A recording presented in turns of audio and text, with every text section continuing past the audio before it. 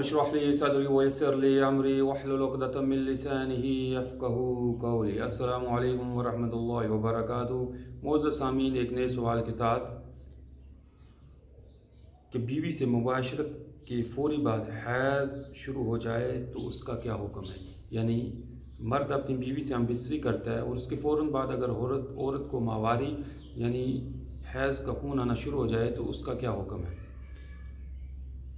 क्या वो गुस्ल करेगी, गुस्ल जनाबत करेगी या नहीं।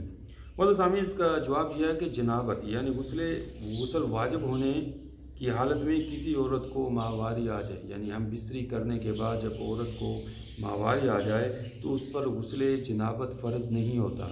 क्यों?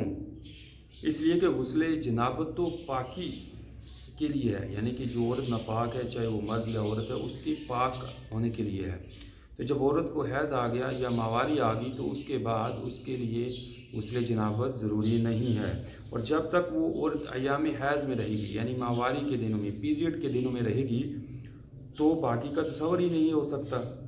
तो लिहाजा अयाम हैज़ में औरत गुस्ल तहारत नहीं करेगी। अयाम ख़त्म होने के बाद उस पर गुस्ल करना होगा। अलबत्ता अगर कोई औरत माहवारी के अयाम में वैसे ही गुस्ल करना चाहती है तो शरई एतबार से इसमें भी कोई हर्ज नहीं, लेकिन ये गुस्ल तहारत नहीं कहलाएगा। फ़कत वल्लाहु आलम।